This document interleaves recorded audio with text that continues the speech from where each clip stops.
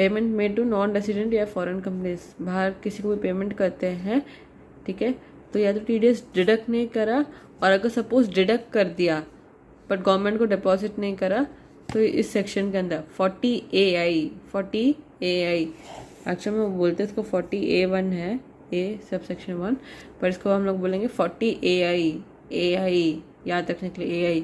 तो AI क्या है? Artificial intelligence. किसने लाया था? तो फॉरेन ने लाया था, तो इसके लिए 40AI। कोई भी पेमेंट नॉन रेसिडेंट को करेंगे तो 40AI, कोई भी पेमेंट नॉन रेसिडेंट को करेंगे तो AI, ठीक है।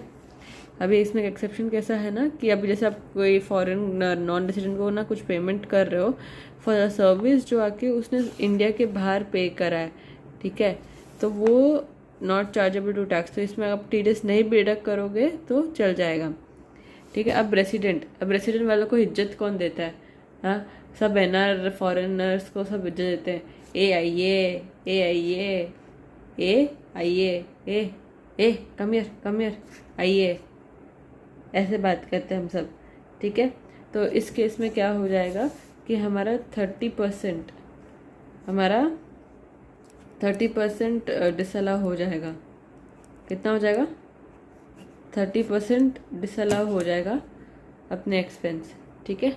अब बचना है, हम लोग बचने के लिए हमेशा क्या करते हैं? पुलिस को कॉल करते हैं, ठीक है। पुलिस के लिए 100 नंबर होता है, बट यहाँ पे अगर इसमें बचना है तो 201 सबसेक्शन 1 बचने का तरीका, 201 सबसेक्शन 1, ठीक है। तो पहला चीज़ क्या है? या तो उस जन ने जिसका आपने TDS काटना भूल गए, उसने या तो रिटर्न फाइल कर दिया एज पर 131(1), मतलब ड्यू डेट के अंदर उसने रिटर्न फाइल कर दिया, ठीक है। रिटर्न फाइल तो कर दिया, बट उसमें वो जो इनकम जिसमें TDS डिडक्ट होनी चाहिए थी, वो इनकम उसने आके अपने अकाउंट में अपने इनकम में दिखा दी, ठीक है। और दिखाने से कुछ नहीं होता है, टैक्स पे करना भी ज़रूरी होता है, तो इंश्योर करना कि वो टैक्स पे कर दिया। तो इन सब के लिए ना बेटर एक है कि CA से एक सर्टिफिकेट लेके आ जाना, अभी बस एक चीज़ ऐसे समझ लो कि लेट्स से कि आके आपका ये 23-24 में वो TDS जो है डिसअलाउ हो गया,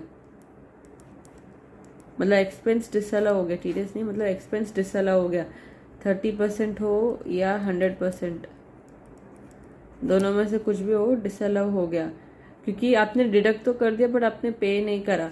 बट नेक्स्ट ईयर आपने पे कर दिया,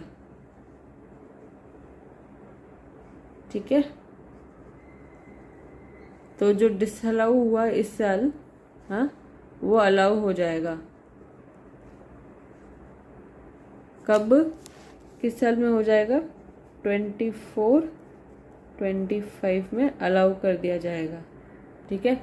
तो बेसिकली अगर आप पेमेंट नहीं करते हो गवर्नमेंट को, ठीक है, तो उस समय जो भी आप TDS डिडक्ट नहीं करे, पेमेंट नहीं करे, तो जिस साल आप डिडक्ट करके पे कर दोगे उस साल आपको वो अलाउ हो जाएगा एक्सपेंस, वरना जिस साल आपने नहीं करा वो डिसअलाउड ही रहेगा।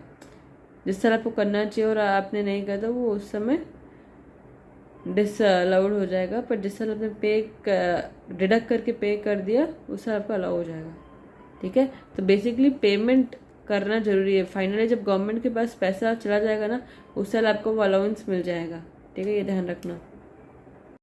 सो बेसिकली 23-24 में अपन ने पे नहीं करा गवर्नमेंट को डिडक्ट करने के बाद, या फिर डिडक्ट ही नहीं करा, तो क्या होएगा? हमारा जो 30% है रेसिडेंट के केस में, 100% नॉन रेसिडेंट के केस में जो खर्चा है वो डिसअलाउ हो जाएगा, ठीक है। मान लो नेक्स्ट ईयर हम लोग डिडक्ट कर लेते हैं बट पे नहीं करते, तो नेक्स्ट ईयर भी डिडक्शन नहीं मिलेगा,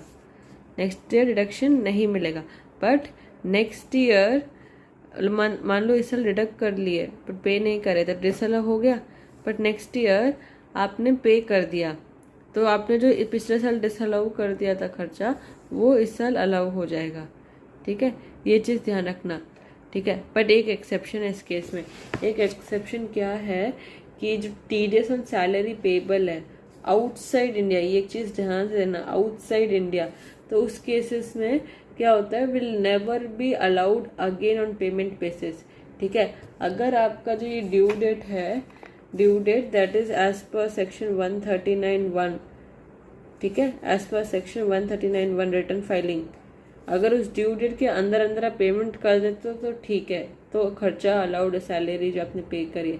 अगर आप नहीं पे कर पाते हो, क्योंकि TDS payment 7th of every month होता है, ठीक है, एंड अगर आप नहीं कर पाते हो by the due date of filing return, okay, then आपका खर्चा आप अगले साल कभी भी पे करो, आपने डिडक्ट तो कर दिया, आप अगले साल कभी भी पे करो, आपको वो खर्चा अलाउड ही नहीं होएगा, वो एक्सपेंस अलाउड ही नहीं होएगा।